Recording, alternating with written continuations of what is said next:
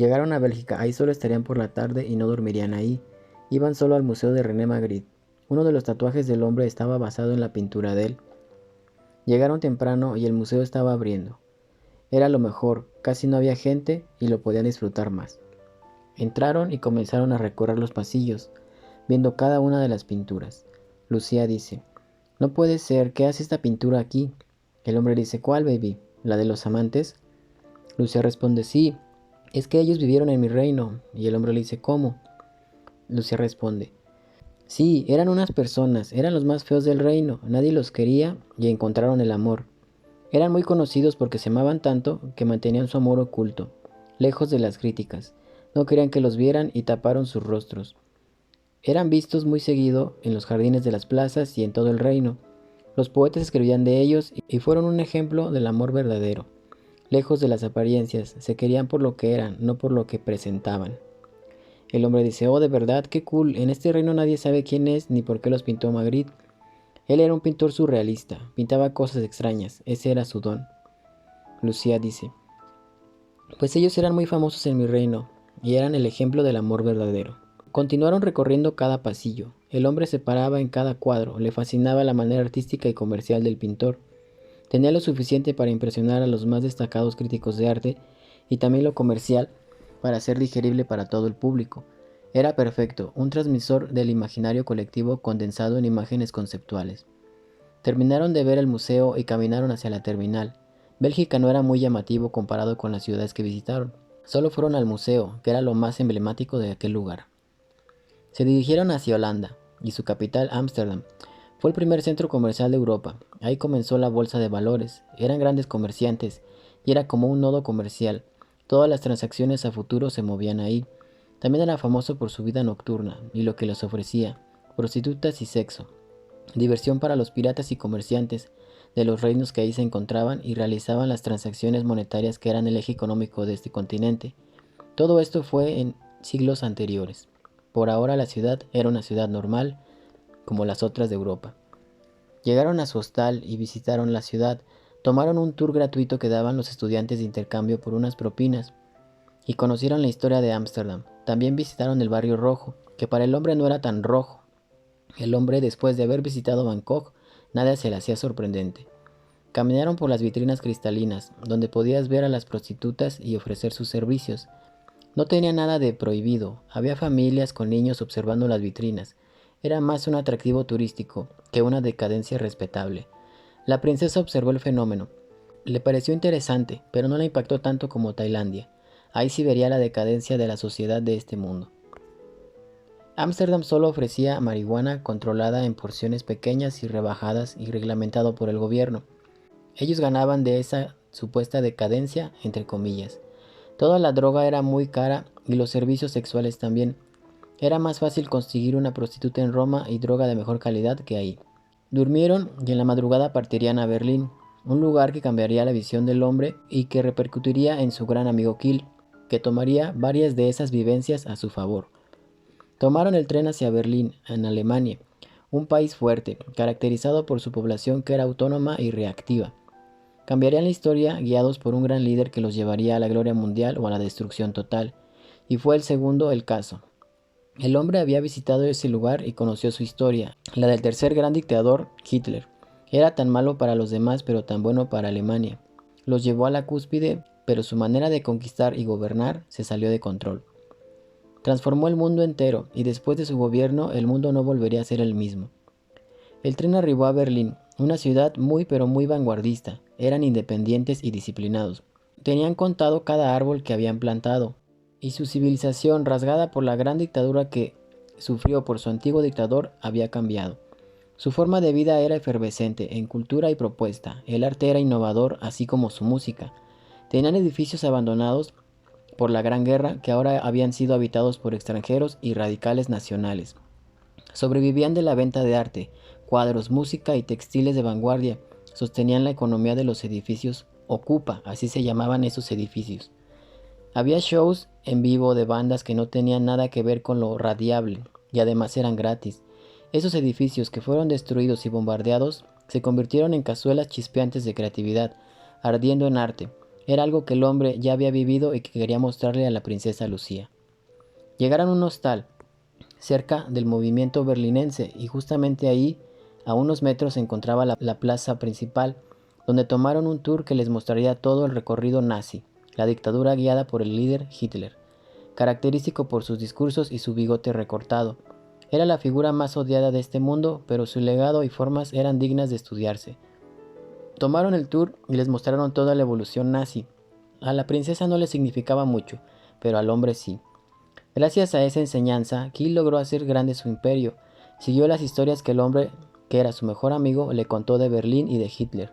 Las mejoró y logró hacer una dictadura perfecta. Conquistó y renombró como Kiel a su nuevo reino y lo convirtió en la capital comercial más grande del mundo mágico. No hizo las cosas tan mal, pero sus métodos eran humillantes y retorcidos. Eran el Hitler mejorado y evolucionado. Por eso cuando el hombre después de tanto tiempo visitó el reino de Kiel, admiró la creación de su amigo. El orden prevalecía, no importaba los métodos, era la ciudad más rica del reino. Y al fin los medios justificaban el fin. Y Kiel, su mejor amigo, lo había asimilado y emprendido de la mejor forma. Terminaron el tour. Él la invitó a comer a un restaurante caro y disfrutaron de una cena elegante en uno de los mejores restaurantes de Berlín. El hombre la llevó ahí por una convicción antigua. Cuando él viajaba por Berlín sin dinero y veía a los turistas acaudalados disfrutar de los grandes restaurantes, mientras él comía salchichas en un puesto de la esquina, se prometió que si regresaba a Berlín comería ahí, en los mejores lugares, y qué mejor que acompañado de la mujer más importante de su vida hasta el momento. El hombre dice: espero te guste, es de los mejores lugares que está en esta ciudad, muñeca. Me escucharé muy ridículo, pero estar aquí contigo es de las mejores experiencias de mi vida. Después de recorrer todo Berlín y el tour nazi y conocer la historia de aquel país que en algún momento tuvo a sus pies el mundo entero, su viaje continuó rápidamente. Un día en cada país. De ahí se moverían a Praga, la ciudad capital de la República Checa, en donde no había mucho que ver, pero disfrutaron de la vida nocturna. Entraron a un bar donde el hombre ya había estado. Las mujeres bailaban sin brasier en la barra y podían estar tomando viéndolas a unos centímetros de distancia. Se pusieron tan ebrios que no saben cómo terminaron y salieron del bar y fueron como pudieron a la terminal de trenes checa. Nunca supieron cómo llegaron, pero una bailarina del lugar los llevó. Al parecer Lucía le había dado muy buena propina y la bailarina, al verlos tan ebrios y perdidos, los llevó a la terminal de trenes. La pareja se quedó dormida en una banca. Se veían muy enfiestados, despertaron y toda la gente los veía. Habían bebido mucho. El hombre se levantó y Lucía seguía dormida. Él le tapó la cara con su chamarra para que no le diera el sol y fue a comprar 2 cafés y unos panes para que se repusieran de la trasnochada anterior.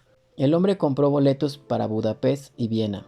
Pasarían solo unas horas en esas ciudades. Terminarían su recorrido europeo en 3 ciudades italianas: Pisa, Florencia y finalmente Venecia. En Pisa solo iban a visitar la torre inclinada, un icono muy famoso. Era lo único atractivo del lugar, y como era pasada para llegar a Florencia, lo visitaron rápidamente. Solo estuvieron 7 horas en Pisa. Bajaron del tren y caminaron derecho por la avenida principal que concluía en la torre inclinada. Ahí se tomaron fotos e hicieron un pequeño picnic. La torre se encontraba al lado de una iglesia y a su alrededor había un gran jardín. Compraron queso, jamón y vino. Estuvieron recostados en el pasto comiendo y bebiendo bajo la torre inclinada. El hombre acostado junto a Lucía la besaba mucho y le hacía cosquillas en el pasto. Se pasaron ahí unas horas y caminaron de regreso al tren, ya que pasaría la noche en Florencia, que se encontraba a 2 horas de Pisa. Subieron al tren ya un poco mareados por el vino y llegaron a Florencia. Rápido buscaron un hostal céntrico y salieron a la vida nocturna de la ciudad. Ese día había un festival de cerveza en el centro, muy cerca del Domo, que era el atractivo arquitectónico de Florencia. Había muchas carpas ofreciendo cerveza de distintas regiones de la Toscana, así como comida italiana, pizzas y muchas pastas boloñesas. Estaban comiendo y bebiendo frente a una banda que tocaba música folk italiana. Eran canciones tradicionales de la región y la gente las cantaba y bailaba alrededor del grupo. Era un buen show, así que les dio la medianoche ahí. Después él la cargó en su espalda porque la princesa estaba cansada y se metieron a un bar. El lugar estaba lleno y era de música techno. Fueron a la barra a pedir unos cócteles y ahí estuvieron viendo a la gente y platicando, o criticando a los que se veían más extraños. En particular a un chico que se la pasaba bailando en medio de la pista dando brincos y vueltas. Al parecer estaba muy drogado y tenía que hacer eso para desfogar la ansiedad y adrenalina que le provocaban 3 láminas de ácido. Salieron de ahí, ya muy cansados, habían visitado 2 ciudades en un día. Querían dormir para el otro día llegar a Venecia y por la noche tomar un avión a Egipto. Ahora recorrerían el mundo antiguo, era lo que más le gustaba al hombre. Europa era bonito, pero aquellos lugares eran historia pura, monumentos milenarios que nadie sabía cómo los había construido, y hacia ahí se dirigían. Fueron a dormir y despertaron temprano. Venecia también estaba a 2 horas de Florencia, así que llegaron rápido. Pronto les llegó el olor a pescado. Venecia prácticamente era un puerto y una ciudad diminuta. No había carros ni calles grandes. Todo se conectaba por medio de balsas o motos acuáticas. Ni las bicicletas podían andar debido a que eran calles muy estrechas. Hicieron lo clásico, tomaron un viaje en balsa, tomando vino y queso, mientras un balsero de playera de rayas blancas y negras, con un sombrero en la cabeza, iba remando y cantando canciones italianas. El agua era muy sucia, eso incomodó a la princesa, tenía mucho miedo de caerse en esa agua puerca. Parecía que ya habían llenado de Europa, y eso le dijo al hombre a Lucía, que ya era hora de irse a Egipto.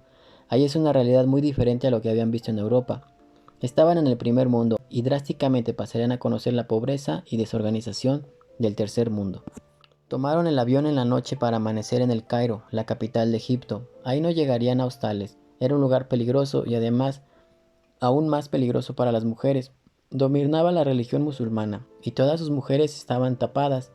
Lucía, sin duda, era la mujer más bella de Egipto y no andaría tapada, al contrario, el calor excesivo la haría vestir de forma ligera.